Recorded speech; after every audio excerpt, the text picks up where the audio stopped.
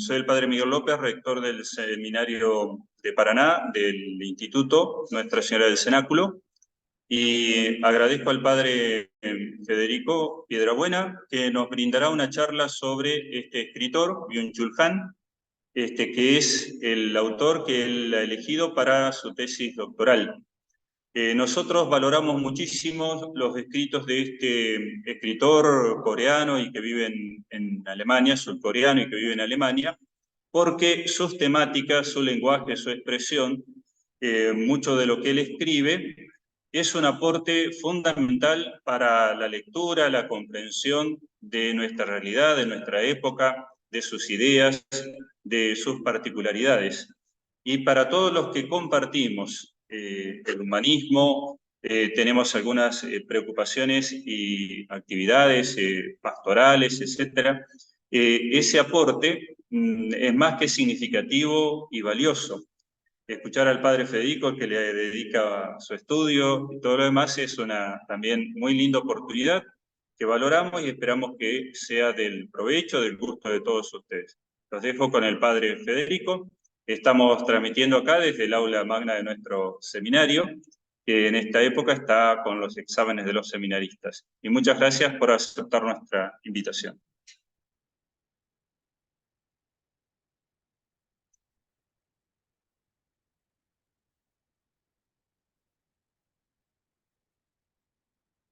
Muchas gracias, padre Miguel, y a todo el equipo. Muy buenos días. Quiero saludar a todos los oyentes presencial y también a través de este medio de Zoom.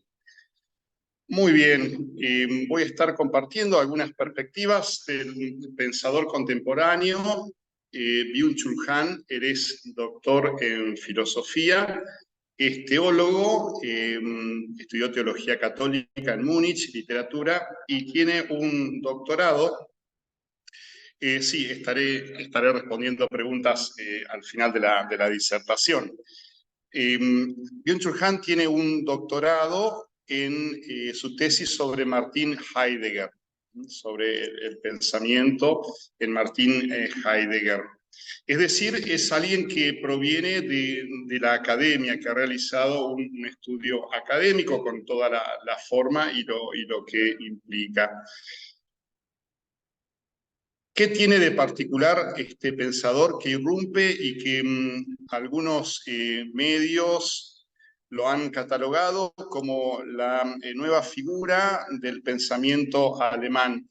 Byung-Chul Han es, algunos datos biográficos, es de origen coreano. Él nació hace 64 años en Seúl, en Corea del Sur, y vive desde hace más de 40 años en Alemania. Allí ha sido profesor de filosofía, está radicado en la ciudad de Berlín.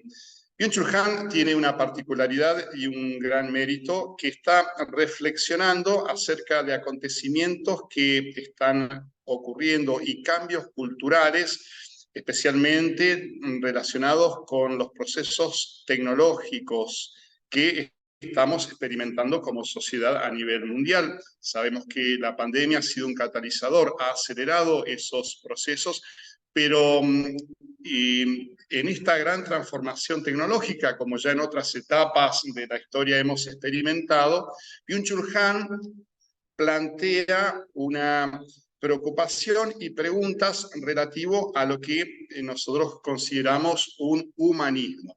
Entonces a Han lo podemos ubicar dentro de un contexto como un pensador humanista.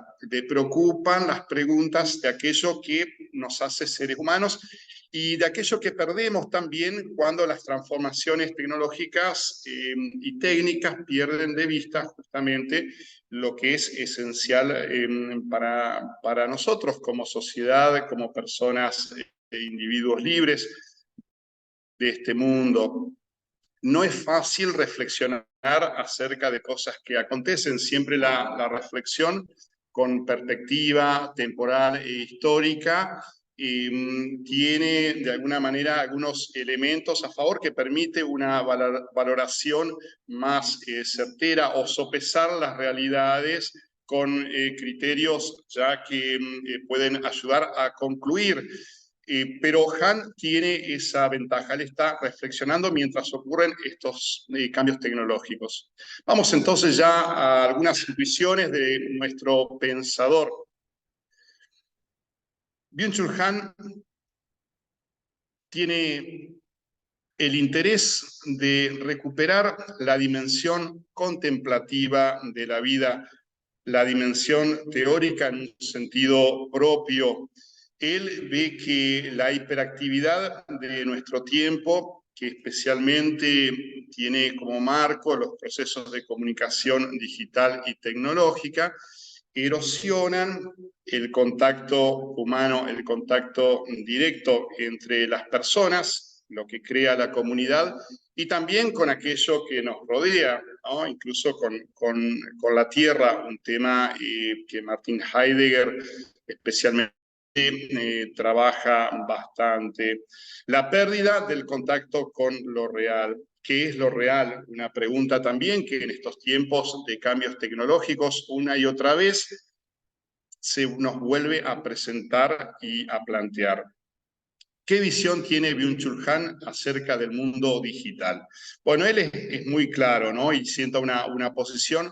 Él dice, digital tiene que ver con dígito, es decir, con la mano, con los dedos, pero los dedos en cuanto a la capacidad de contar. Entonces, lo digital es cálculo, es capacidad de cálculo, ¿no? El dígito en cuanto al cálculo. Entonces, el mundo digital es el mundo del cálculo. Y advierte Byung-Chul Han que en el mundo digital un gran peligro es que el pensamiento, que en su visión es lo más propio del ser humano, sea reducido a capacidad de cálculo. Es decir, que el pensamiento se vuelva maquinal. Como hoy la capacidad de cálculo por los algoritmos ha llegado a niveles que son nunca vistos en la historia, entonces él nos invita a rescatar como sociedad y como personas la capacidad de pensamiento.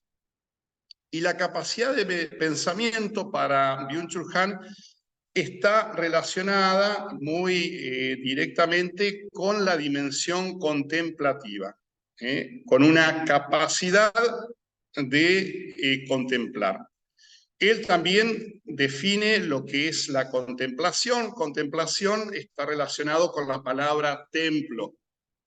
Han hace muchas referencias como filósofo al mundo griego, greco-romano, pero especialmente al mundo griego clásico, a los filósofos clásicos. En ese sentido, comparte con filósofos como Platón, cree en una jerarquía de valores, no es un anarquista.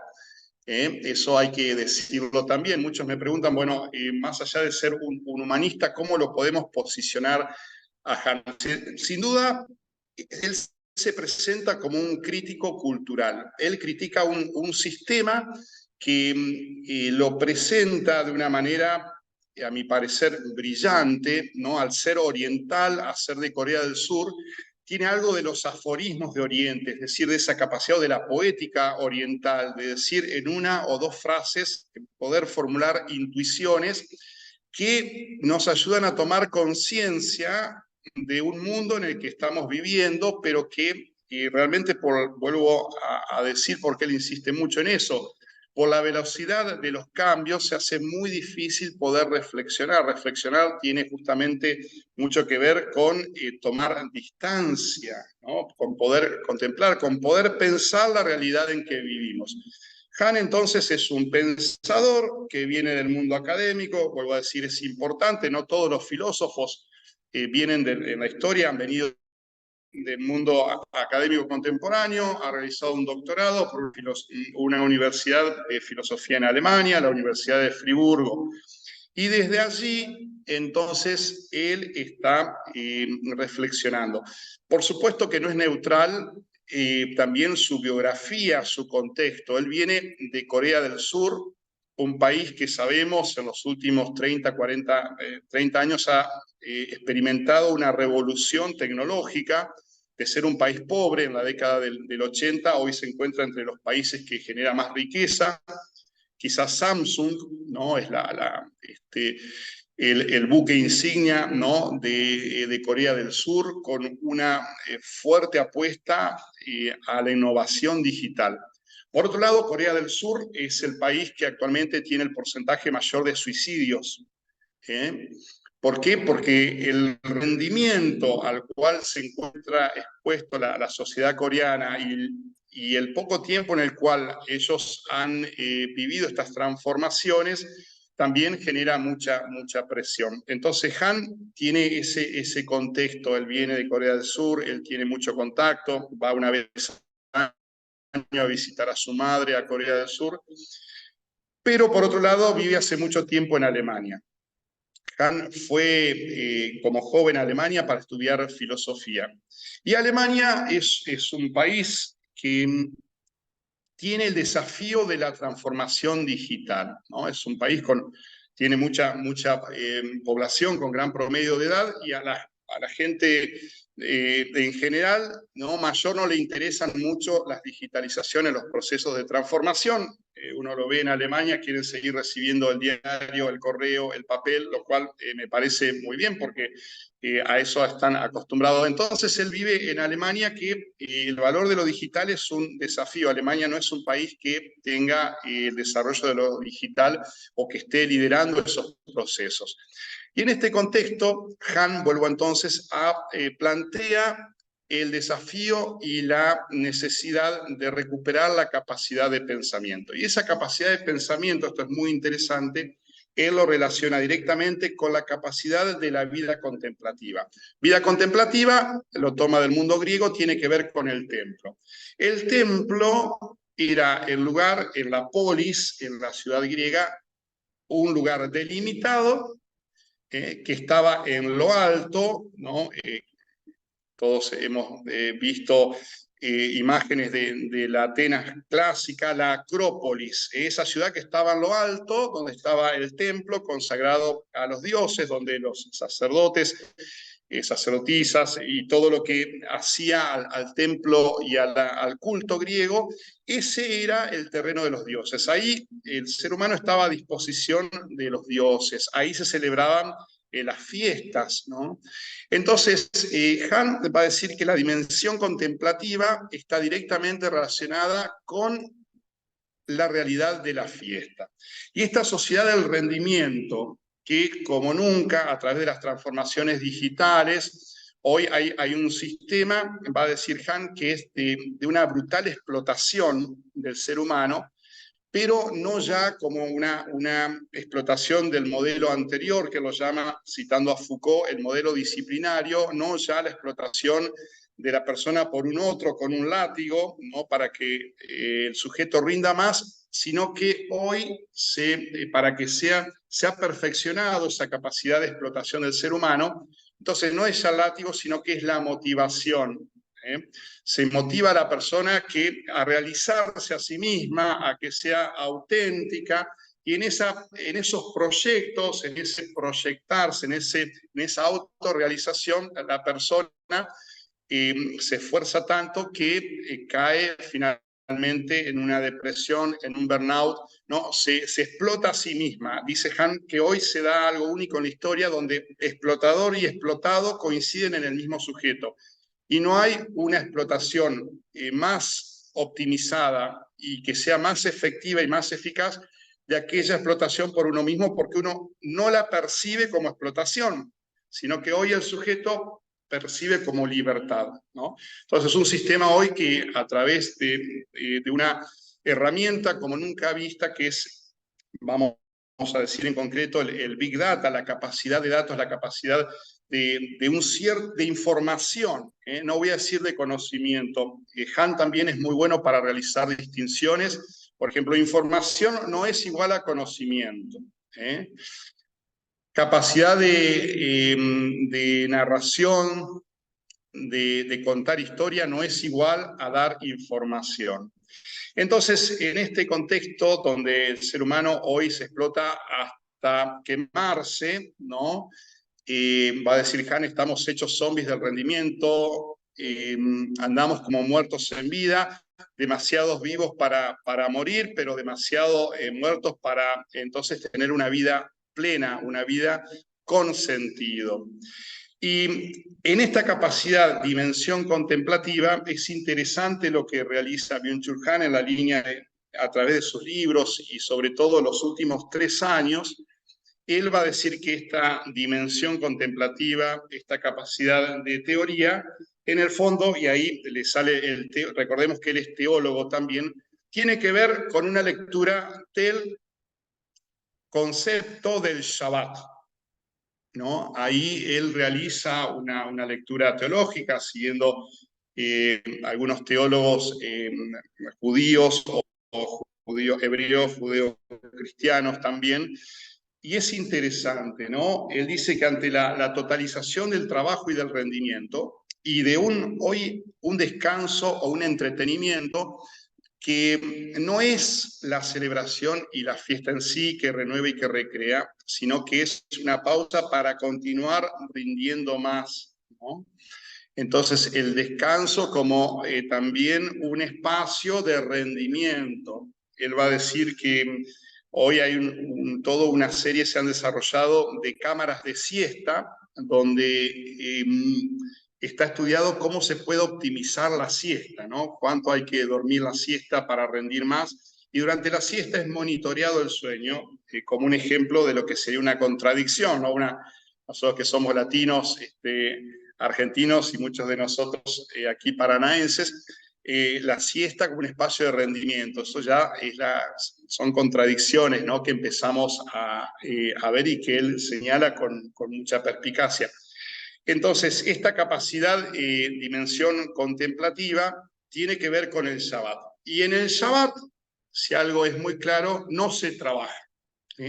No se trabaja no por ser holgazano o perezoso, sino que se trabaja 6 días de la semana y en el primer día o el séptimo día, depende también, ¿no?, si somos ya judíos o cristianos, pero el concepto es el mismo, el concepto bíblico. ¿Por qué? Porque Dios en el séptimo día descansó.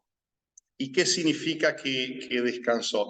No descansó del trabajo, sino que lo que hace Dios justamente, el séptimo día, hace esta lectura del Shabbat, ¿no? El Shabbat es porque Dios en el séptimo día contempló, gozó, celebró su creación. Y en ese sentido va a decir Han que la plenitud de la creación no es únicamente el ser humano, como la plenitud de la creación, sino que la plenitud de la creación es el Shabbat. Por eso, mientras nosotros podemos realizar una práctica de esa vida contemplativa, una práctica del Shabbat, que implica un descanso que tiene que ver con un no trabajo, pero también con la celebración. Para nosotros los católicos, los cristianos, es un mandamiento, ¿no? Santificar la fiesta, el día santo, la festividad. Hoy la sociedad de rendimiento, dice Han, desplaza la fiesta en el sentido del Shabbat por el entretenimiento, ¿no? Pensamos nomás cuántos de nosotros nos mandamos intoxicaciones y maratones de series, por ejemplo, de Netflix o de cualquier otra plataforma en nuestro día libre, y uno ya va perdiendo esa dimensión de la fiesta que siempre también es comunitaria, que en la antigüedad estaba unida también a la dimensión ritual. Por eso Han dice que esta recuperación del pensamiento, que tiene que ver con la recuperación de la vida contemplativa y que tiene que ver también en concreto con la recuperación de la dimensión festiva del ser humano y de la sociedad, es un camino que nosotros estamos llamados también a recorrer en estos tiempos donde el ser humano muchas veces se ve explotado de una manera nueva, a veces sin darse cuenta, ¿no? ¿Y qué propuestas realiza él para esta recuperación de la fiesta? Bueno, en su biografía, Byung-Chul Han también en su contexto, él se define como una persona católica. Yo he estado en 2 conferencias, es una persona que da muy pocas conferencias, prácticamente vive como un ermitaño en Berlín. He podido estar en 2 conferencias del profesor Han y en una de ellas le escuché decir 3 veces, yo soy católico, ¿no? Incluso de una manera que nos sacó al auditorio una sonrisa. Él decía que él dice, este mundo está loco y por eso la mejor manera de lidiar con la locura del mundo es vivir al revés. Dice, mientras hoy la gente se está yendo de la iglesia, yo entonces quiero estar en la iglesia. Dice, porque hoy la gente se va de la iglesia, ¿no? Y hay que vivir al revés. Y nos sacaba una sonrisa. Y él dice que, por ejemplo, pone ejemplo, ¿no? El cristianismo, los católicos tenemos de alguna manera asegurados. Y bueno, por supuesto, ¿no? El calendario del año litúrgico, hay muchas fiestas, ¿no? Hay muchas celebraciones, casi que vivimos de fiesta, ¿no? Los católicos en nuestro calendario celebrando a los santos, a nuestro Dios, a la Santísima Virgen. Bueno, pero justamente eso no, por supuesto, no asegura nada si uno no hace un cultivo y una actualización, ¿no? Pero tenemos asegurado un marco. Hoy hay sociedades que han perdido esa dimensión festiva por este tema del rendimiento, de la constante optimización, ¿no? El ser humano que se autoexplota hasta caer y ya rendido, ¿no? Entonces él va a decir hoy una enfermedad muy característica, sabemos que es la depresión, ¿no? La depresión es no puedo más. Él va a decir el no puedo más, solamente se comprende en un contexto donde hay una sociedad que nos manda un mensaje que todo es posible, ¿no? Todo es posible, no hay límites. Y esa es la interiorización de todos esos lemas que se encuentran en la sociedad, ¿no? Pensamos incluso en marcas de ropa, ¿no? Todo es posible. Y sabemos que no todo es posible, por supuesto, para Dios nada es imposible, ¿no? Pero para Dios, para el ser humano, y entonces esa falta de límites y esa animación y convicción de la posibilidad del ser humano llevada a un extremo, produce entonces una sociedad de depresivos y de personas quemadas, el burnout.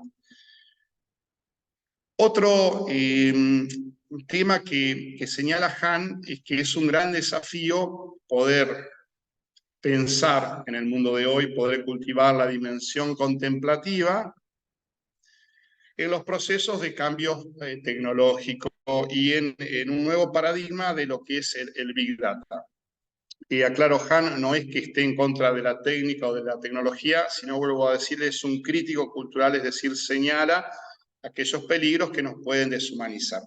En ese sentido, a Han lo relacionamos directamente en este movimiento humanista con lo que es el movimiento del romanticismo de principios del siglo XIX, en concreto el romanticismo alemán. Sabemos que Alemania fue la cumbre, tuvo pensadores de la cumbre de este romanticismo, me refiero tanto a Novalis, anteriormente Hölderlin y tantos otros pensadores. Y el romanticismo, ante los procesos brutales muchas veces de industrialización que se dieron en Europa y de toda la pobreza que generó los procesos de industrialización de fines del siglo XVIII, el romanticismo es el primer movimiento europeo como tal, no tiene esa característica de ser un movimiento que se considera europeo, y entonces sale al rescate de lo humano en el sentido también de la libertad y de la relación con la naturaleza. Han tiene un concepto de libertad también definido. Él dice que la libertad individual es una contradicción. Él suscribe a la idea de que la libertad, hace un juego de palabras en el alemán, Freiheit y Freund, que tienen la misma raíz, es decir, libertad y amigo, tiene la misma raíz de alto alemán, que en el fondo en su raíz significa el amor. Él dice que solamente alguien es libre cuando está entre amigos. Y cuando uno está entre amigos, prima lo que dice el poeta Hölderlin, amabilidad. Por eso el romanticismo es un movimiento que también llama a la amabilidad con la naturaleza, con lo sublime. Y en ese sentido, tanto la parte pictórica, pienso en artistas alemanes como Caspar David Friedrich, que ellos pintan la inmensidad y lo sublime de la naturaleza. Y siempre el ser humano es muy pequeño en cuanto a la naturaleza. El ser humano es grande cuando tiene la capacidad de unirse. ¿Y cómo plantea el romanticismo y sus escritores, Novalis especialmente, ¿no? ¿Cómo plantean ellos esta unión con la naturaleza? Justamente en la dimensión contemplativa. En la contemplación de la naturaleza se da un elemento que toca lo divino, y sin caer en un panteísmo, sino que, porque el movimiento romántico alemán también es muy religioso, y hace constante referencia a Dios. Pero la contemplación con la naturaleza, ahí hay una manifestación, ¿no? Que, vuelvo a decir, los románticos lo toman por los procesos de industrialización, de mecanización de la sociedad, donde ellos advierten los artistas y los pensadores, una pérdida del elemento humano. Bueno, Han va a decir que análogamente estamos viviendo también un proceso de transformación que no es ya la revolución industrial, sino que es la revolución digital. Hay algunas ideas también que en su análisis del mundo digital y de los procesos tecnológicos que estamos viviendo, y esto nos toca a todos, ¿no? Es una transformación tan fuerte, tan mundial. Han va a sentar posición, y luego como ya lo dije, de que él no es que tiene un rechazo a la técnica, su propuesta no es a vivir como en la época de las cavernas, no, sino, vuelvo a decir, que tengamos conciencia, y él advierte acerca de la pérdida de lo que él considera en la escuela de muchos otros pensadores de la historia, lo que es la pérdida de lo humano, porque si perdemos lo humano, nos volvemos máquinas, nos volvemos robots, ¿no? Por supuesto, él advierte que, también como crítico social, que eso es funcional también a ciertos grupos que les interesa que seamos máquinas, que haya una pérdida, una erosión del elemento humano, del elemento, por supuesto, religioso, festivo, ¿no? Y lo festivo, Han lo une profundamente a lo religioso. Las fiestas, también en el mundo griego, en el mundo judeo-cristiano, las fiestas estaban unidos al acontecimiento religioso.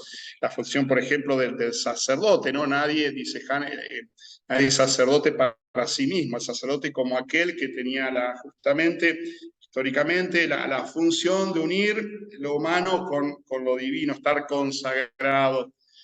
Y en ese sentido, Han va a tomar posición acerca de fenómenos como la inteligencia artificial. Aquí uso quizás expresiones muy técnicas, pero todos las conocemos o las vamos escuchando: el data mining, el machine learning.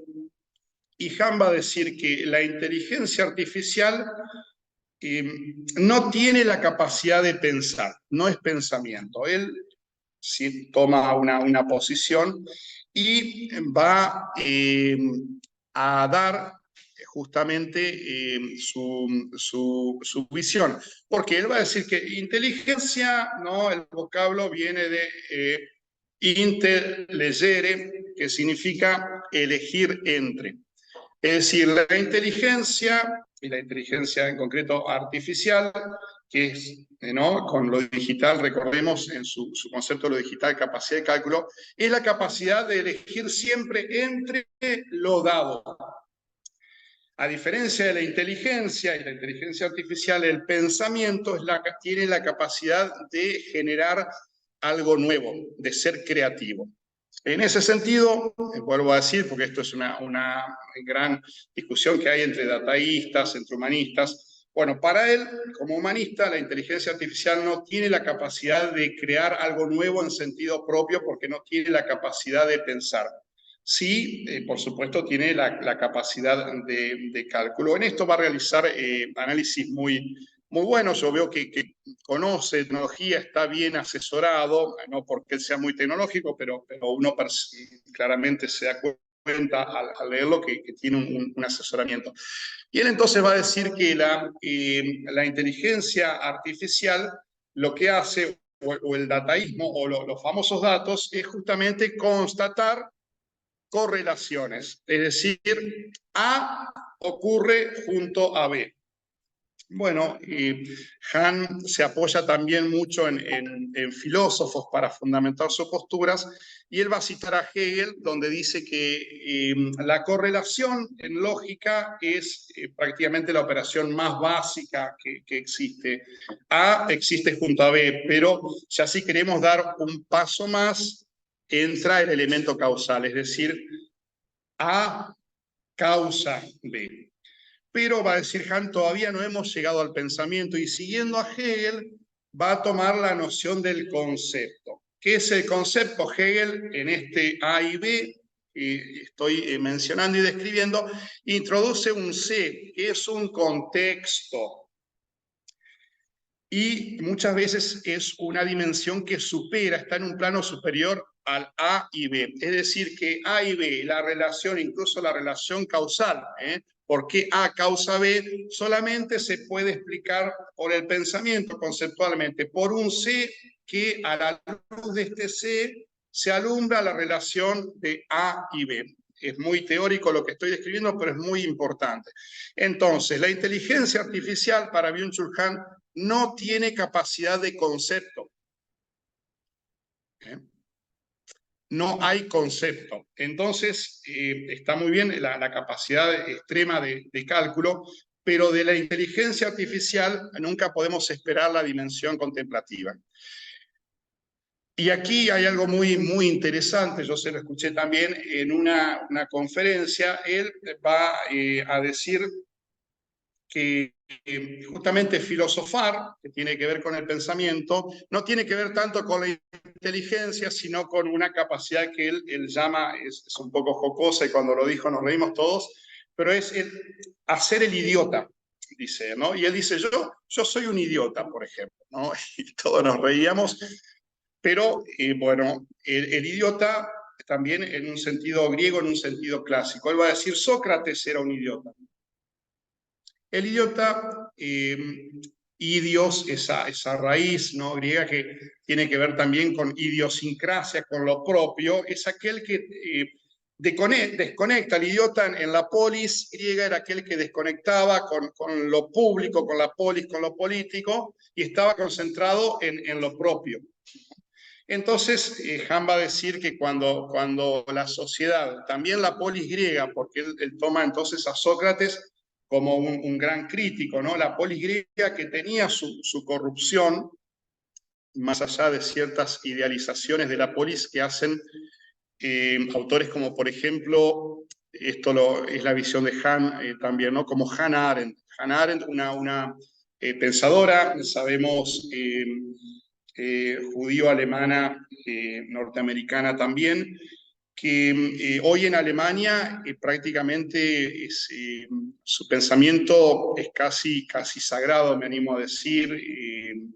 Cuando uno va a las librerías en Alemania y va a las góndolas de filosofía, Hannah Arendt se lleva siempre los mejores lugares, y está muy, muy de moda también por su propuesta, por diversas razones.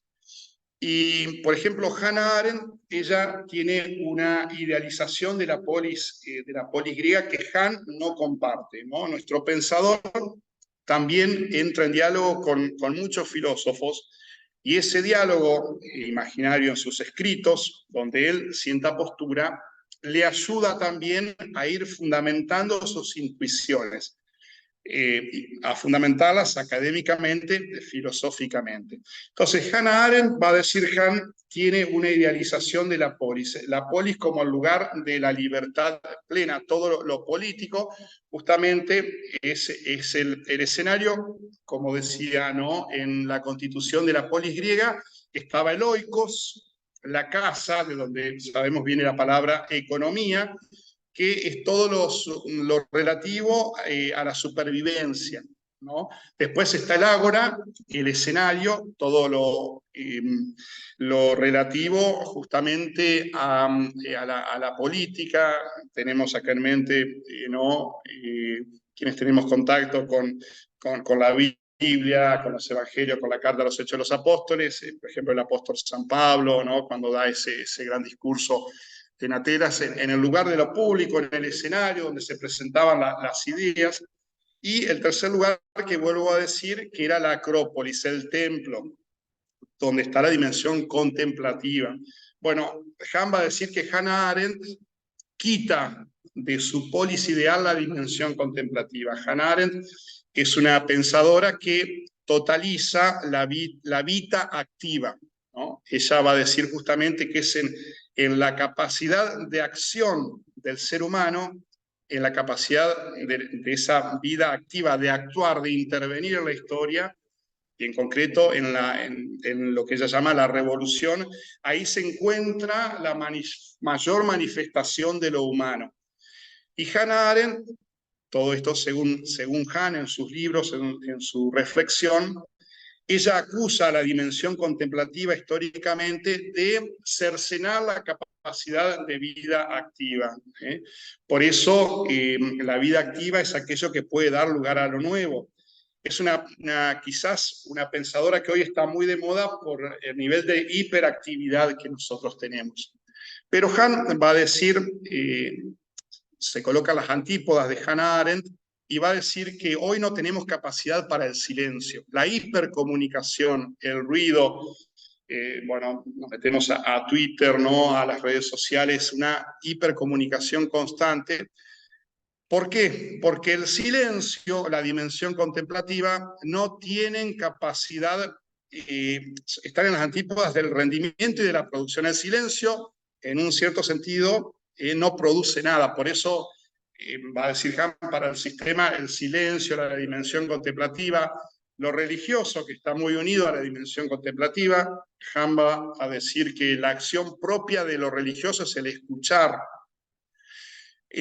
Bueno, todo ese mundo no es afín, de hecho entorpece la capacidad de optimización y de rendimiento. Es el mandato, ¿no? del sistema, optimizarnos a todo nivel, tanto físico como también incluso en lo psicológico. Va a decir Han, bueno, se va perdiendo esa capacidad de teoría, esa capacidad de pensamiento, esa capacidad de contemplación. Y la inteligencia artificial, lo digital, para Han no tiene capacidad de contemplación, ahí no hay capacidad de pensamiento. Por lo tanto, dice Han, nada nuevo puede venir de la inteligencia artificial, nada nuevo en un sentido creativo, en un sentido propio. Coincide con Hannah Arendt en que hace un llamado también Arendt a preservar la capacidad de pensamiento. Pero a diferencia de la pensadora Hannah Arendt, en vez de proponer la vida activa, Han propone entonces una inactividad, volver y recuperar una capacidad de vida contemplativa, ¿no? Bueno, a esta altura tengo que decir también algo biográfico. Yo he elegido este autor porque, bueno, es compatible también. Yo soy sacerdote católico y, por lo tanto, adhiero a un humanismo cristiano, ¿no? Y las ideas de Han son compatibles también con una visión humanista cristiana. Como persona que está realizando una tesis doctoral en su pensamiento, yo estoy trabajando un concepto de Han, que es el concepto de positividad.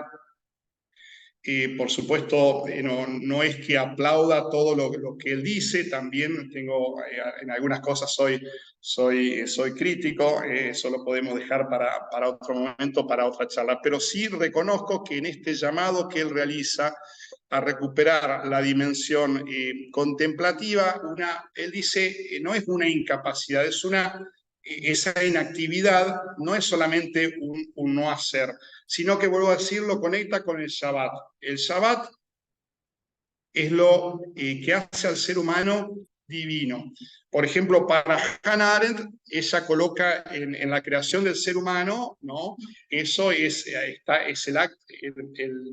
el acto más sublime y es lo máximo que realiza Dios. Y vuelvo a decir, Han va a decir que lo máximo en realidad es el Shabbat, que es el séptimo día. ¿Por qué? Porque es el día de la fiesta, es el día del descanso. Entonces, en cuanto al ser humano conecta con esa capacidad de descanso, que no es solamente hacer una pausa para seguir matándose, rindiendo, ¿no? Sino que tiene que ver, vuelvo a decir, con la capacidad festiva, con la capacidad de celebración, también en un sentido, y me animo a decirlo, interpretando Shahán en un sentido religioso, ¿no? Religioso en lo más propio que significa justamente practicar el culto o la religión, no solamente en las formas o aquello que ya Jesús de Nazaret criticaba, ¿no?, a muchos religiosos de su época, sino en ese religar, en esa dimensión que en definitiva, y por supuesto,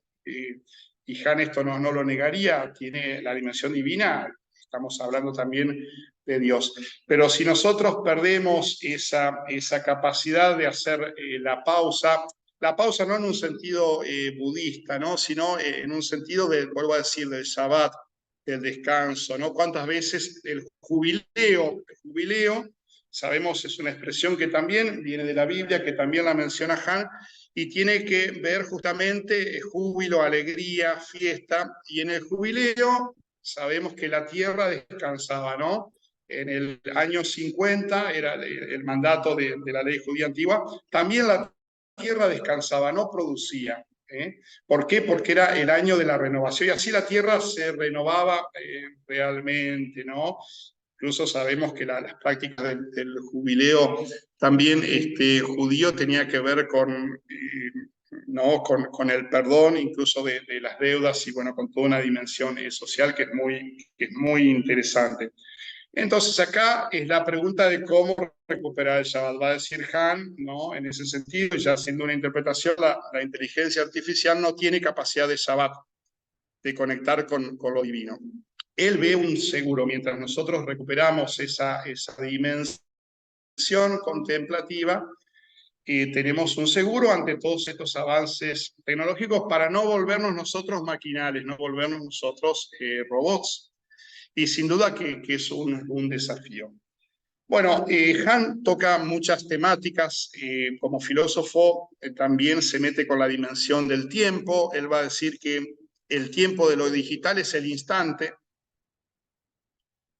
y eso lo experimentamos todo, ¿no? Yo puedo con un clic mandar un mensaje e inmediatamente, en el instante lo reciben en Alemania, e incluso en el instante lo pueden leer o comunicarnos entre nosotros, ¿no? Entonces el tiempo, va a decir Han, se atomiza.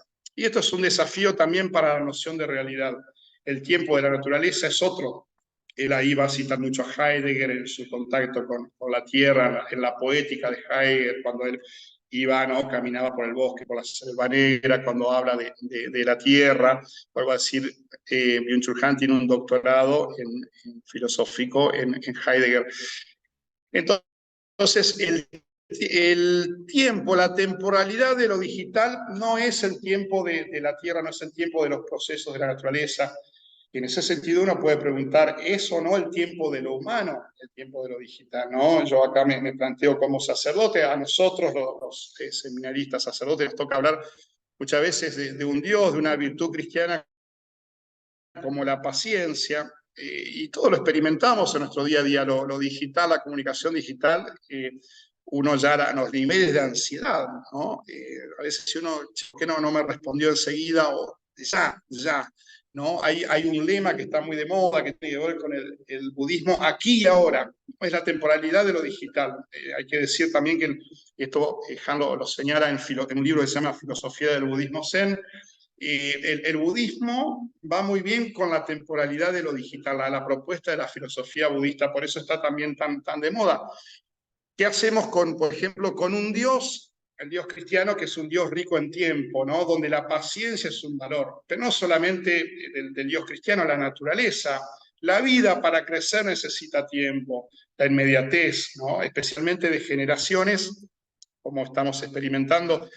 Vamos a tomar del año 2000 o 2010 a esta parte, generaciones que ya son nativos digitales y que de la comunicación digital. Bueno, ahí hay un desafío también, ¿no? Han va a hablar cuál es el tiempo de lo real, cuál es el tiempo de la vida. Y su observación, especialmente luego él estuvo 2 años dedicado a cultivar un jardín y sacó un libro que se llama Loa a la Tierra, donde habla de la temporalidad de la vida, la temporalidad de un jardín, cada floración tiene su tiempo, las estaciones. Eso es la vida, eso es para Han, vuelvo a decir, cierta posición es lo real. Acá hay toda una discusión entre qué es lo real, lo virtual, qué nivel de realidad tiene. Pero bueno, él sienta posición y aboga por se lo va considerando un romántico, una vuelta a recuperar ciertos valores de un orden perdido. Si bien no canoniza el pasado y no desconoce los errores de un pasado, pero hace un llamado a recuperar ciertos valores con otro tipo incluso de ritmo de vida que cada uno de nosotros nos podemos preguntar. No siempre la pregunta es si estos estilos de vida son para personas que viven en un determinado primer mundo o que ya están aseguradas por un éxito quizá económicamente. Y bueno, Han ahí dice que no, que todos los seres humanos tenemos esa capacidad. Otro punto que lo voy a tocar al final es la recepción, lo que yo llamo la recepción latinoamericana del pensamiento de Han, ¿no? Y qué tenemos nosotros desde Latinoamérica para aportarle también a su pensamiento, ¿no? Un diálogo que sería muy, muy interesante. Han, yo he leído todos los libros de él, incluso un adelanto de un libro que va a salir ahora sobre la esperanza. En su nuevo libro, Han, un poco el material que me llegó, él dice que él hace una crítica a todo el movimiento del cambio climático, ¿no? Que si bien reconoce las razones, ve que es un movimiento que mete mucha angustia y que da miedo, y de la angustia no puede salir nunca ninguna salvación del miedo, ¿no? Entonces Han mira lo que considera los maestros, grandes maestros de la esperanza, toma a San Pablo, a la pensadora francesa, que hace poco se cumplieron 80 años de su muerte, Simone Weil, a San Francisco de Asís, ¿no? Entonces dice, mientras este movimiento del cambio climático, del cuidado de la tierra, no incorpore la dimensión de la esperanza, es un movimiento que no va a producir ningún cambio, ningún fruto. Y toda podemos decir, la búsqueda, vuelvo al elemento de la temporalidad. La temporalidad de lo digital es el aquí y ahora, el instante, la absolutización del presente. Pero va a decir Han que no todo es presente, no todo es una absolutización del presente. Así como hay un aquí y un ahora, también hay un allí y un después, ¿no? Para quienes somos cristianos, eso con el valor de la esperanza, ¿no? Una nueva creación, un cielo nuevo, una tierra nueva, la promesa mesiánica.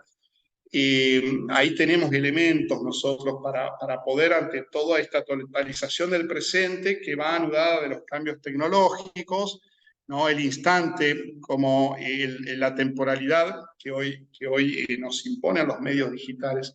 ¿Y cómo hacer ante una vida que lleva tiempo? Quienes trabajan con adolescentes saben muy bien, ¿no? Hoy no hay paciencia. De alguna manera se erosiona la cultura que vivimos hoy. Vuelvo a decir, yo, igual que Han, no se cuestiona todo lo bueno de la cultura digital, de las comunicaciones, eso no entra en cuestión. El tema es cuando hay una totalización y un nuevo paradigma de ser humano moldeado como ha sido siempre por las nuevas tecnologías. Entonces, la tecnología de la comunicación digital nos impone una temporalidad donde hay que ver, vuelvo a decir, ¿no? Y retomo esa idea, como sacerdotes, seminaristas, obispos o el mismo Papa, nos toca hablar de un Dios, por ejemplo, ¿no? En la Biblia que se maneja con profecías, es decir, el profeta, Dios a través del profeta, realiza un anuncio, una promesa, y pasa mucho tiempo hasta que esa promesa se cumple. Hay una dimensión temporal, hay una línea, podemos decir nosotros, de tiempo, ante el punto, ante el átomo del instante. Entonces, ¿cómo hacemos nosotros hoy? Aquí le hablo también a mis colegas, a los seminaristas y a todos los que participamos del anuncio evangélico. ¿Cómo anunciamos nosotros a un Dios que necesita tiempo, que es rico en tiempo, que nos tiene paciencia, pero que nos pide paciencia, en un mundo donde hoy no solamente nadie tiene tiempo, sino que lo que no es el instante, siempre recuerdo una homilía cuando era joven del cardenal Stanislao Karlich, que citaba a Freddie Mercury, ¿no? Una canción que decía, lo quiero todo y lo quiero ya, lo quiero ahora. Y bueno, pareciera ser que la vida, la naturaleza, y Dios tienen otro ritmo, otra temporalidad. No, ¿cómo vamos a hacer, no? Y hoy pareciera ser que cuando uno habla de los procesos y de que la vida espiritual también necesita tiempo, muchas veces te miran como, yo lo percibo, ¿no? Bueno, de qué planeta viene nuestro extraterrestre, pues la experiencia es todo un clic. ¿Eh? No quiero hacer preguntas, pero, perdón, no quiero hacer propagandas, pero pensamos incluso en marcas, ¿no? Pedido ya. Digo, porque conozco al fundador y entonces me tomo la libertad, ya, ¿no? Y bueno, es esta va a decir Han, es esta la temporalidad de la vida, es esta la temporalidad de lo contemplativo, de la dimensión teórica, claramente no. El pensamiento necesita tiempo al pensamiento y va a citar ya también Han a filósofos de la Escuela de Frankfurt, por ejemplo, como Walter Benjamin o Benjamin. ¿No? El aburrimiento es el pájaro que incuba, ¿no? El nido justamente del pensamiento. Por eso el hacer el idiota de Sócrates que citaba Han es ir contracorriente, es lo que hacía Sócrates, ¿no? Es interesante en su crítica a la filósofa Hannah Arendt. Hannah Arendt hace una distinción tomando el mito de la caverna de Platón y dice que el ser humano está hecho para la inmortalidad, como los dioses, no para la eternidad. Hace una distinción entre inmortalidad, ¿no? y la eternidad. Y en ese sentido, Han va a decir que, bueno, inmortales no son los dioses, pero vamos perdiendo esa capacidad también para la verdad, ¿no? Si decimos que la verdad es eterna. Y Hannah Arendt dice, bueno, hay que buscar la inmortalidad con la acción, con la revolución, con el cambio, ¿no? Entonces, Han va a decir, bueno, no perdamos en esta hiperactividad esta dimensión contemplativa y recuperar entonces la capacidad de pensamiento, distinguir lo que es capacidad de cálculo a niveles realmente maravillosos, como es la inteligencia artificial, pero es una dimensión, ¿no? Eso no es pensamiento, va a decir Han. Y el pensamiento brota de una capacidad meditativa. Bueno, la oración, por supuesto, ¿no? Ahí ya, como sacerdote también uno hace, por supuesto, la relaciona a todo el mundo de lo religioso. La oración es entrar en contacto con lo divino. Hay muchas definiciones de oración, por supuesto, que han dado grandes santos, santas, doctores y doctoras de la Iglesia. Pero bueno, ¿no? En ese tratar de amistad, como dice Santa Teresa, con aquel que sabemos que nos ama, es entrar en contacto con lo divino en la dimensión contemplativa. Y yo como sacerdote, y muchos dicen, padre, usted seguramente me dice, ¿no? Usted reza mucho, y bueno, y yo tendría que rezar más, ¿no? Y siempre recuerdo al Papa Francisco, ¿no? Cuando le preguntaban cómo se puede rezar mejor, rece más. Sí, porque vivimos en un mundo que nos erosiona, y si uno no está bien plantado, si uno también no se ayuda muchas veces de la comunidad también, ¿no? Y hoy no está asegurada, como en otros tiempos, esa dimensión contemplativa. Y creo que hoy yo he querido poner el acento en esta propuesta. Hay una crítica que se le hace a Han es que él es muy bueno para denunciar, pero que no propone. Bueno, los últimos 3 años él ha hecho recibo de esta crítica y está proponiendo entonces, invita, hace un llamado a recuperar o no perder la dimensión contemplativa de la vida, con la temporalidad que tiene la contemplación, la oración, el trato con lo divino, con el templo, con ese lugar.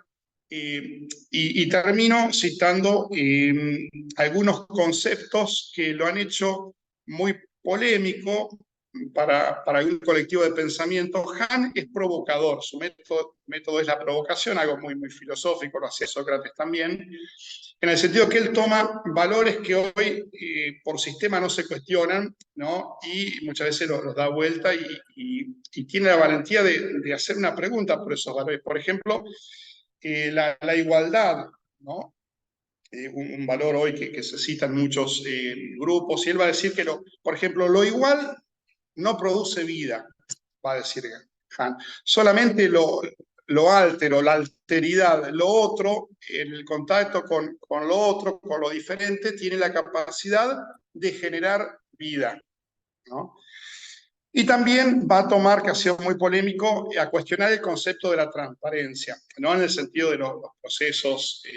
Acá en Argentina hemos vivido recientemente, el fin de semana, un proceso electoral, no con ese tipo de transparencia, sino como un valor que se nos va metiendo también en la vida. Él va a decir que lo único totalmente transparente es la muerte. Donde hay vida, hay misterio, hay dimensiones que el ser humano no puede traspasar. El ser humano, como muchas veces va a decir Hannes, la nueva pretensión del Big Data, no puede tener acceso puro, directo a la realidad, ¿no? Es a través de la teoría de una mediación. Han rescata también las mediaciones ante, bueno, algo que se ha visto en la historia, ¿no? Una nueva ilusión y pretensión con la nueva tecnología de tener un acceso directo, puro a la realidad. Entonces, Han es afina a todas las mediaciones, sea un sacerdocio, sea los distintos tipos de mediaciones, ¿no? Él va a decir hoy, cada uno se produce a sí mismo, cada uno es sacerdote para sí mismo. Habla de una performance, ¿no? Que hoy todos tenemos un perfil. Él señala que antes perfil solamente tenían los delincuentes, ¿no? Entonces, bueno, toda una serie de cambios que estamos nosotros viviendo a través de la tecnología. Y bueno, Han, vuelvo a decir, hace ese llamado a recuperar, y en esto lo digo una y otra vez, porque insiste en sus últimos 3 libros y también en el que saldrá el próximo mes, recuperar esa capacidad, esa dimensión contemplativa, que él va a decir es lo propio humano. ¿Por qué? Porque es lo que nos conecta con lo divino, ¿no? Vuelvo a decir, hay una dimensión detrás del ser humano. Lo propiamente humano es cuando nosotros estamos abiertos a la dimensión de lo divino, y la dimensión de lo divino, va a decir Han, tiene que ver con el misterio. Entonces, no puede haber misterio y no puede haber divinidad en lo absolutamente transparente, ¿no?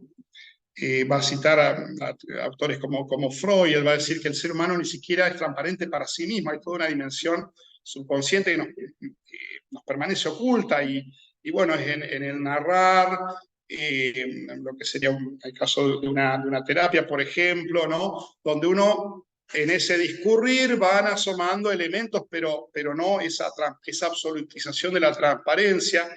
Él va a poner como ejemplo entonces todo lo que es el culto, lo sagrado, como algo también que muchas veces tiene una dimensión oculta. Yo pienso en los sagrarios nuestros, ¿no? Se expone el Santísimo, pero está reservado. Por supuesto que hay lugares de adoración permanente, pero justamente esos lugares tienen un valor porque no en todos los lugares se adora permanentemente, sino hay una dimensión oculta, hay una dimensión de misterio, y esa relación con el misterio, ¿no? Uno piensa también en el Génesis o en esa tentación original: seréis conocedores de todo, del bien y del mal, ¿no? Y hay algo que bueno, que nos podemos entrar en contacto con la contemplación, ¿no?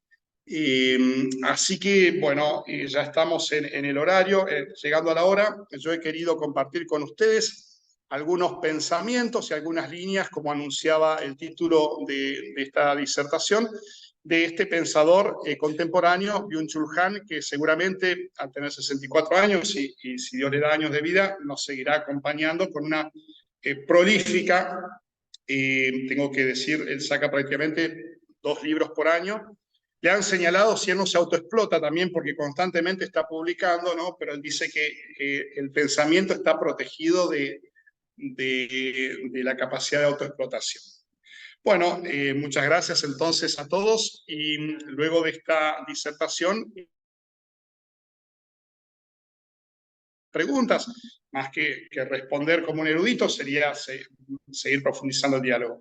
Muchas gracias a todos y por el espacio, Padre Miguel y Padre Leandro, y a todos los oyentes. Muchas gracias. Bueno.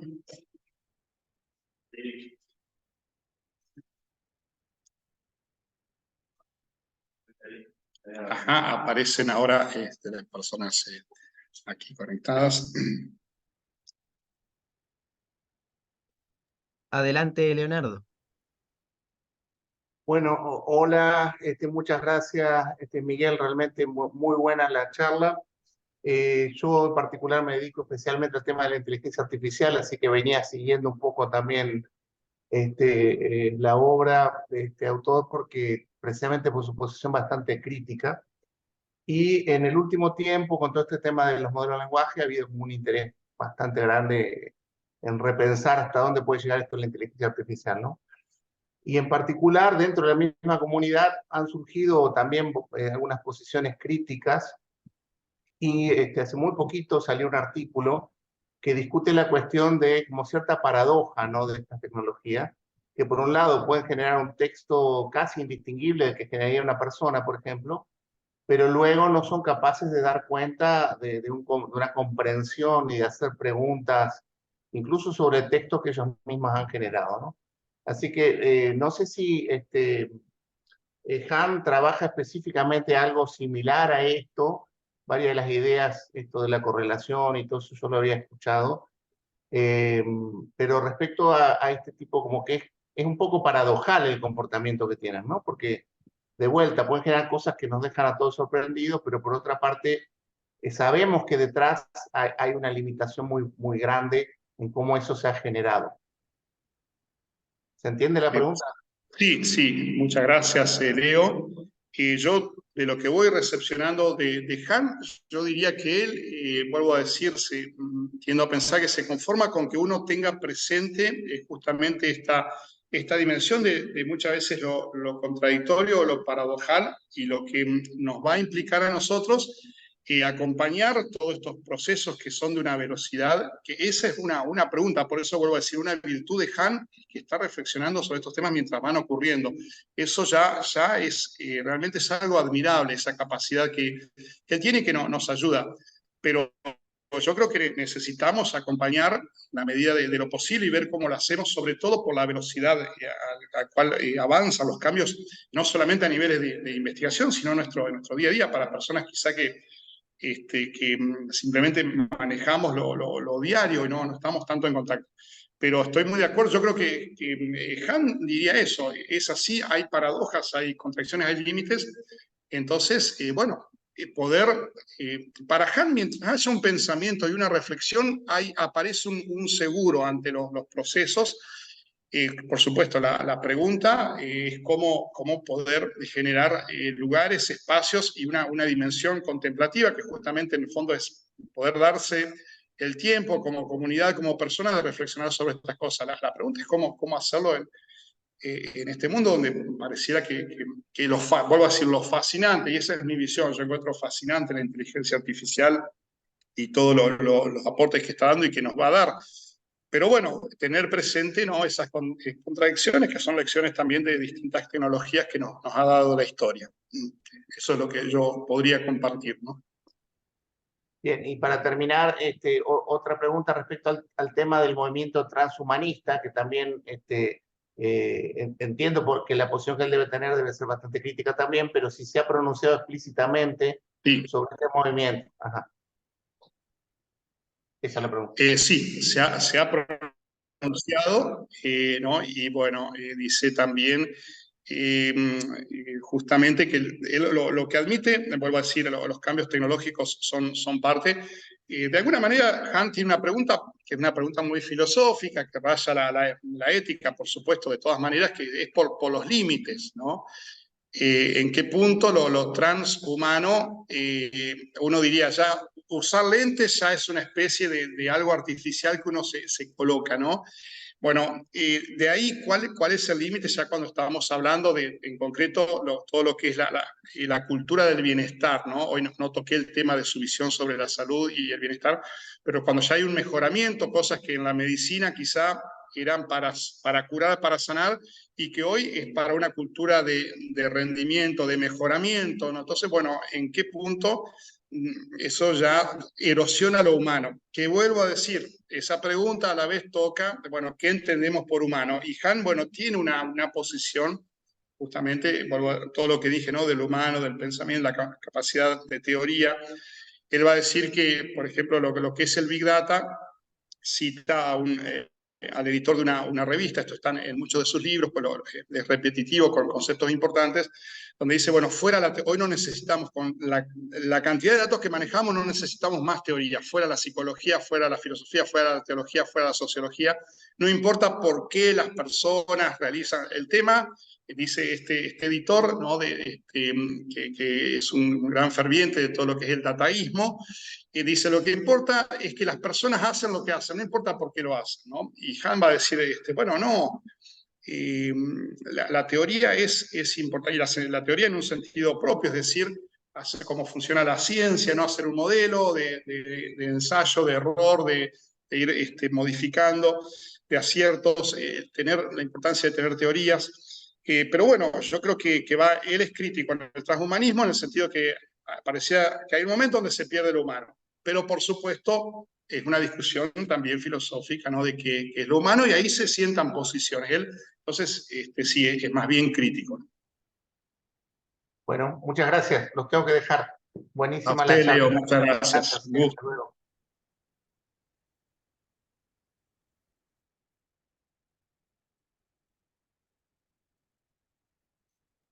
Adelante, padre Rodrigo. Ahí está. ¿Qué tal? Bueno, muchas gracias, padre, por la charla. Una consulta, una pregunta que sería una reflexión a partir de Hans. En esta sociedad del rendimiento que habla él, ¿cómo afecta a la vivencia actual de la fe y de la vida de fe, una cultura del rendimiento? Porque es donde vivimos la fe. Hoy en día la gente vive en esta cultura. Muchas gracias por la pregunta. Sí, Hanna se acusa de que somos seres culturales y por lo tanto, cita Nietzsche, ¿no? Nada de lo humano me es ajeno. Bueno, yo de lo que he recepcionado de él, ¿no? Puedo concluir que fe y rendimiento, de alguna manera, el cultivo de la fe, en el sentido del culto o de la oración, especialmente de la dimensión contemplativa, y tiene que alejarse, ¿no? Del rendimiento. A ver, conocemos todos muchos, yo pertenezco al movimiento que tenemos un método de cómo hacer también, ¿no? Ir controlando el capitalario y haciendo más efectivo, sería ayudar a la vida espiritual, ¿no? Está bien, todas las ayudas están bien, pero por supuesto, cuando la vivencia de la fe se transforma, también cae en la lógica del rendimiento. Bueno, yo siempre creo que, ¿no? por lo orientado a la fe de la pregunta, hay categorías evangélicas que nos salvan. Esto es un pensamiento propio, pero yo digo, en la lógica del rendimiento, y Jesús perdió 30 años, ¿no? O al menos de su juventud para adelante, ¿no? Pensando con esa categoría, podría haber aprovechado muchos más. Solamente 3 años de los 33 dedicó, ¿no? a sanar a los enfermos, a predicar, a manifestarse públicamente. Bueno, Dios también pareciera estar alejado de esas categorías de rendimiento. Ahí pienso mucho en lo evangélico, ¿no? Donde lo importante no es el número, ¿no? Donde 2 o más, pero con 2 ya está el Señor presente. ¿Y cuántas veces caemos los pastores en las tentaciones clásicas, ¿no? De los números, de cuántos fieles hay, de que está bien porque nos tenemos que preocupar, por supuesto que sí. Pero si nuestra vivencia de la fe ya está sometida a las categorías de la lógica de rendimiento, y bueno, yo creo que Han diría que ahí no. De hecho, la capacidad contemplativa tiene que ver con una inactividad, con un no hacer. Vuelvo a decir, en el Shabbat no se trabaja. En el Shabbat original, ¿no? Judío. Hoy los cristianos, las sociedades cristianas, hemos perdido también eso. Yo cuando era chico no había nada abierto los domingos, ¿no? Bueno, porque los procesos de secularización y de someter el día del descanso también al rendimiento, ¿no? A la ganancia. Yo diría que ojalá que nuestra vida de fe nos inunda por todos lados, y es muy difícil, pero bueno, si uno entra en un contacto real con lo divino, con la oración, bueno, yo creo que si hoy estamos tan inundados por las categorías de rendimiento, tenemos que ver cómo escaparnos un poco de eso, ¿no? ¿Qué espacios tenemos incluso de un no hacer nada, de un simple, como dicen tantos santos, un simple estar con Dios, Pero vuelvo a decir, uno está en oración y empezás a pensar lo que tenés que hacer el fin de semana, es inevitable. Pero bueno, hay que lucharla, ¿no? Gracias por la pregunta.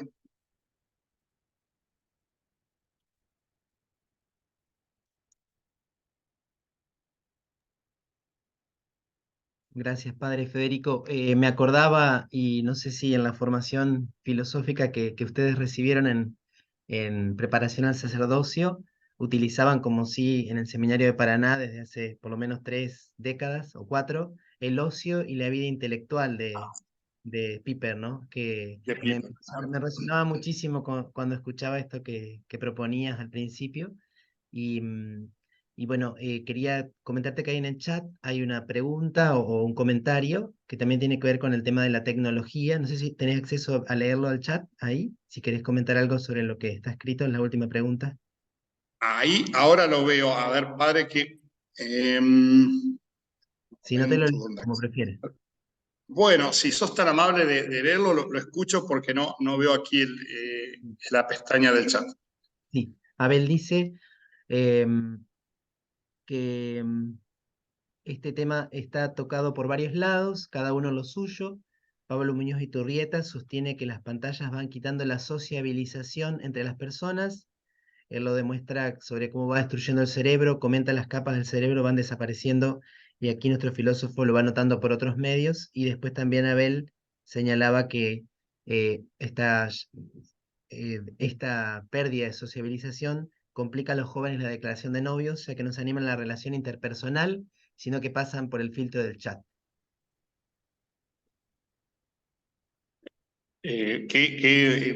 Muchas gracias por los aportes. Me detengo en esa última afirmación, que importante, ¿no? Cosas tan importantes para la vida como podría ser el inicio de un vínculo que, yo, a los oyentes digo yo, bueno, me manejo en un paradigma cristiano, ¿no? El origen de un vínculo que podría llegar a un matrimonio, a la formación de una familia, y bueno, también, ¿no? Hoy pasa por la comunicación digital. Hay una pérdida, hay una erosión. Yo creo que ahí Han le acierta, tiene una intuición que es muy válida. Hay algo de lo humano que yo vuelvo a decir, valorando todo lo que se gana, y sobre todo unas generaciones nuevas, nuestros jóvenes, adolescentes, que prácticamente lo único que no han conocido quizás otros paradigmas de relación, sino que todo está hoy mediado por lo virtual, ¿no? Sí, son grandes preguntas, porque hoy la tecnología digital afecta prácticamente todos los ámbitos de nuestra vida. Eh, yo creo que es la pregunta en definitiva por lo real. Y vuelvo a decir, Han tiene una opción por decir, bueno, lo real está unido también a los tiempos de la tierra, de la naturaleza, abandonar, ¿no? Él tiene un libro que se llama No Cosas, del año 2020, y ¿no? Se pierde incluso el vínculo con las cosas. Las cosas, dicen Han, dan estabilidad, esta mesa da estabilidad a la vida, ¿no? Tiene un peso, la tierra, dice Heidegger, tiene un peso. Bueno, no, lo virtual pierde ese peso, la realidad virtual, hay una dimensión de la realidad que se va erosionando. Entonces, bueno, y si perdemos eso, perdemos lo humano. Ahora, bueno, hay que ver, vuelvo a decir,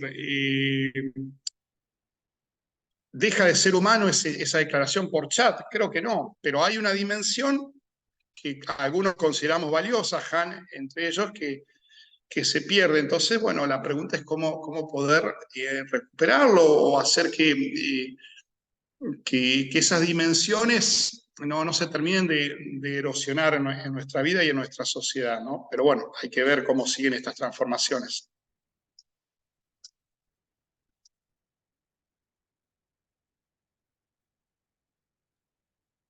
Bueno, no sé si alguien más quiere hacer alguna pregunta, pueden activar la manito o si no saben cómo hacerlo, encender su cámara y hacer señas. No sé si los que están presentes allí en el aula magna tendrán alguna pregunta. Sí, por favor. ¿Tu nombre? Sí.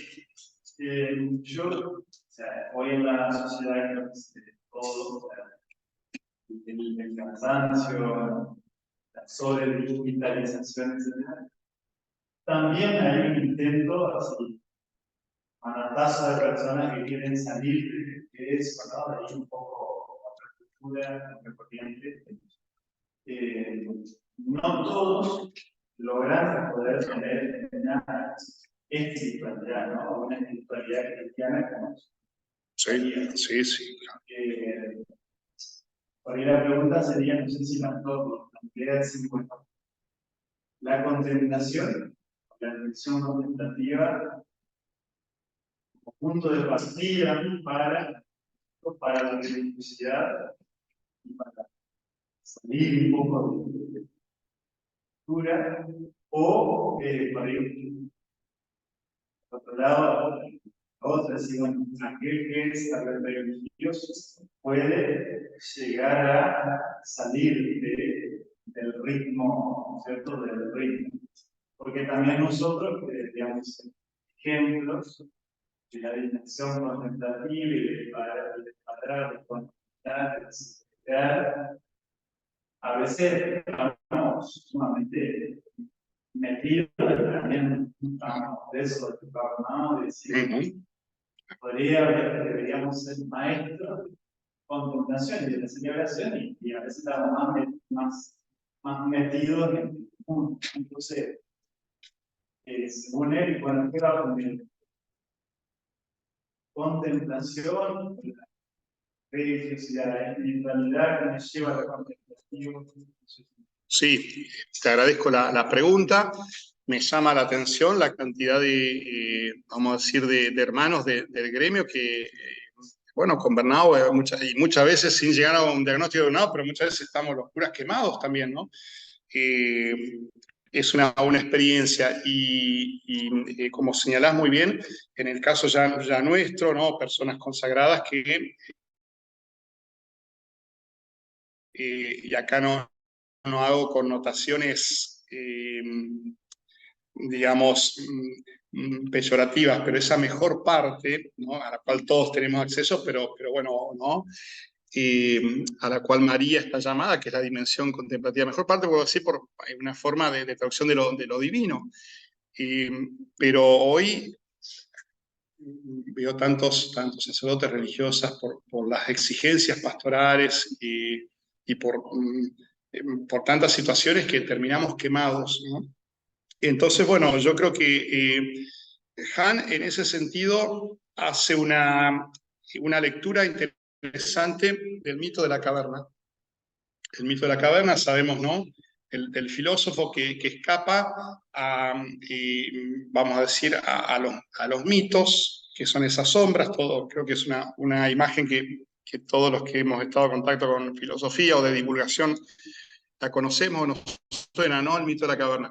El filósofo, aquel que logra liberarse, están todos encadenados, se libera y va hacia la luz, ¿no? Entonces Platón plantea unir desde el mito hacia el régimen de la verdad. Pero es interesante porque después el filósofo vuelve, ¿no? Vuelve para poder contarles a los demás y poder liberar a los demás de esas cadenas. Ahí hay distintas lecturas. Hannah Arendt va a decir que bueno, estuvo en la verdad, en la contemplación de la verdad, que es la eternidad, pero el ser humano no puede estar en la eternidad, entonces vuelve a los suyos, ¿no? Y responde Platón en boca de su personaje que lo que le va a pasar a aquel que vuelve a querer transmitirle o convencer a los demás, lo van a matar, ¿no? Un poco lo que le pasa a Sócrates. Y Platón entonces plantea un régimen de ir del mito hacia la verdad. Sabemos que en la ciudad ideal platónica él expulsa a los poetas, Platón, ¿no? Porque son aquellos que traen el mito, un poquito una contradicción, porque Platón, a la hora de explicar su idea, termina acudiendo al mito de la caverna. Pero bueno, en este régimen de verdad es interesante. Lo que hace el filósofo aquí, que escapa a la luz de la verdad en lo eterno, para poder transmitirla a los demás, lo que hace es tiene un momento de contemplación. Si no contempla esa verdad cuando está en la luz, no puede soportar lo que es el martirio y lo que implica, bueno, transmitir a los demás ese misterio liberador, ¿no? Entonces, aquí tomo a Jesús, que sabemos, cultura judeocristiana, y la cultura griega, ¿no? La profunda, desde el inicio, San Pablo y toda la profunda unidad que hay. Entonces, la verdad os hará libres, ¿no? Diría lo que llamamos quizá el más griego de los 4 evangelios, ¿no? La verdad, porque en Platón es la contemplación de la verdad. Entonces, si el filósofo, digo el filósofo como estamos hablando de esta dimensión, aquel que quiere entrar con las ideas, el mundo de la idea es el mundo de lo divino en Platón. Entonces, si el hombre religioso, todas las personas que queremos estar en contacto con Dios, con lo divino, no tenemos ese momento de contacto, pero es un momento de contemplación, no podemos soportar, vamos a traducirlo, ¿no? Los avatares de una pastoral que muchas veces, desafío de nuestro tiempo, que nos trituran por todos lados, la cantidad de impulsos. Entonces, yo diría que Han, en su lectura del mito de la caverna, ve en la dimensión contemplativa, en concreto lo voy traduciendo, ¿no? En la oración. Quizá maestro de la oración pueden ser pocos, pero en el cultivo de la oración está la fuerza para poder hablarle al mundo y para poder también lidiar con esa resistencia que hay, fruto del pecado original, si uno quiere irnos ya a la causa más remota, justamente original en el origen. Si no está ese momento de contemplación de la verdad, no puede llevar el filósofo, el hombre religioso, la mujer religiosa no puede llevar esa misión de transmitir un mensaje que es liberador para nosotros, el mensaje del Evangelio de Cristo.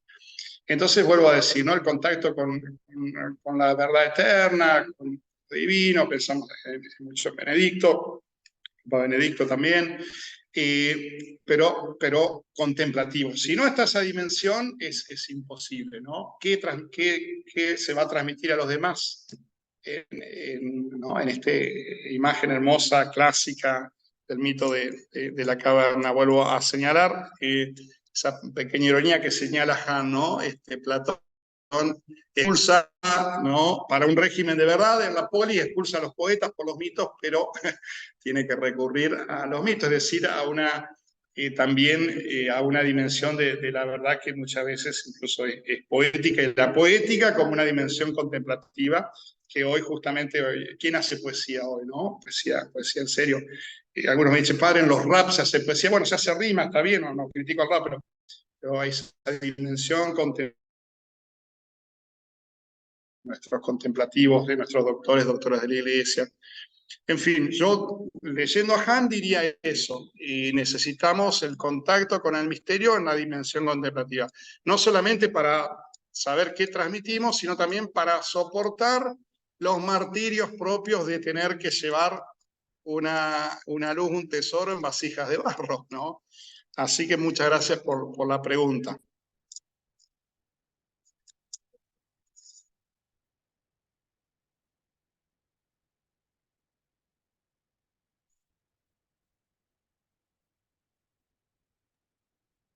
Bueno, padre Federico, no sé si hay otra pregunta de los presentes allí, o si padre Miguel tiene alguna otra cosa más que nos quiera compartir o comentar. Padre, bueno, muchas gracias y me despido, y aprovecho entonces a pedir oraciones también por si Dios quiere, el próximo año, la presentación de la tesis doctoral. Muchas gracias.